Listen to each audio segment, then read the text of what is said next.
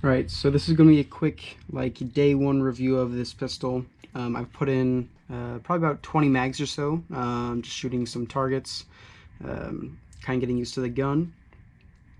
And it is definitely really nice. In my opinion, it is way nicer than like a stock TM Glock or a stock high kappa. Like, just the way that it's working, like the responsiveness of the trigger. I'd heard online a lot of people really don't like the trigger, but I absolutely love this trigger, and it makes me sad because I'm going to be switching it out. But the trigger is amazing on this guy. It's very, very snappy. It is the plastic slide, so there's almost no weight going back and forth. And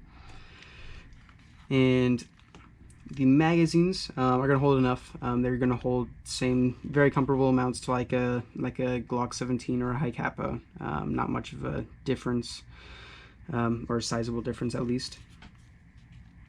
And there is one thing I need to mention about my model. So my model, well, basically to import into America, they have to put an orange tip on there that's permanent, and they glued mine, which is kind of how they all happen. But the problem with mine is some of the glue went down the barrel, so you can't really see it, but you might be able to, but I doubt it. But there is on the inside of this barrel, there is glue that is in there, and I'm just not going to bother to take it out. It's easier just to replace the barrel. So I did do 2 upgrades on this gun. I did the barrel and the bucking because the cuts back here are a little bit different, and it's meant for kind of a specific bucking. So if you do a different barrel, you need a different bucking, or vice versa. If you do a different bucking, you need a new barrel. So I have a Maple Leaf, is it Maple Leaf Crazy Jet inside of the gun, and also a Maple Leaf Autobot 60 degree inside of the gun, and that's out of necessity. That's just the problem with my model. Your model likely wouldn't have that same exact issue as mine. That's just the way that mine came, unfortunately. So I did that, but I haven't done any other upgrades or anything at all to it. And it's pretty accurate. I really like the safeties. It's very responsive. The safety is fine. It's not amazing, but it's there and it works perfectly fine. I practiced a little bit of reloads, and it's not bad. It's just not. I'm really used to the the Glock ones. It's just a little bit different. Slide catch with the plastic slide and the lighter recoil spring. Sometimes when you do the slide release, it can be a little bit sluggish, but that's just what's going to happen with the plastic slide and a light recoil spring. As soon as I upgrade the slide and the spring, that's going to be gone. But sometimes it's just a little bit sluggish, but not too big of a deal. And then trigger pull, again, I really like it. So you have all this space up here, but that doesn't really matter. So you're gonna pull the trigger, and then you would rack it again, or well, while you're shooting, it would just cycle, and then you let go, not super far, and then you can pull it again. It does have a little thing in there that prevents the over travel, which is nice.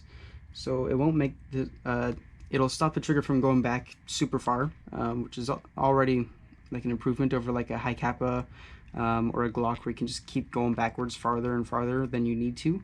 So that's nice. And obviously the return, that's all, that part doesn't matter that much as long as you train with it. You know, you know how the gun's gonna work. But yeah, I'm definitely very very happy with my purchase, and I wish these were available easier in America. It's just unfortunate that it's not, but that's just the way that it is, because they don't have the rights to the gun.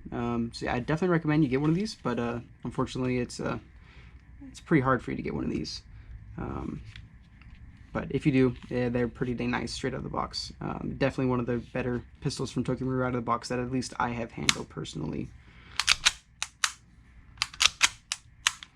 But yeah, that's gonna be it for me today.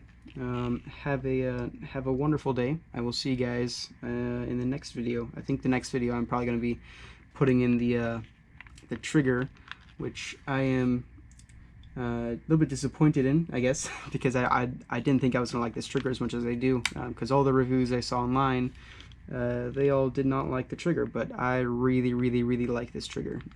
But we're gonna be putting in this flat trigger. The main reason I want to do it is because it's closer to a Glock style trigger. Let's probably open this up real quick so I can show you. But it has, actually, maybe you can, now I'll open it up for you.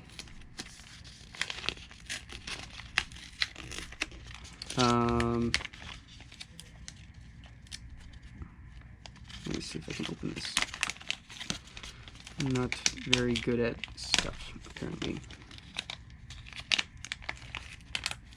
We need to get the staples out because we don't want to scratch the trigger before it's even on the gun, ever.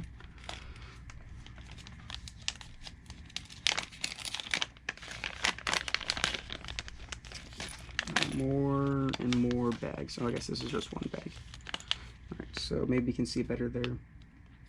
But it's a salient style trigger, and I'm going to be putting in this green one because nobody has a green trigger safety, because you can't get those for Glocks.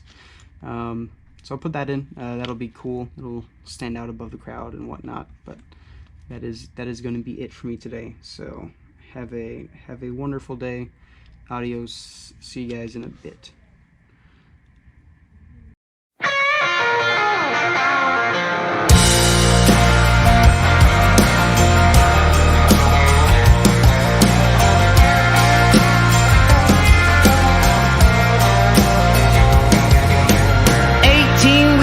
Back road dealer, 100 different ways to ride. If you'd have seen what I seen, done what I done, you'd be looking for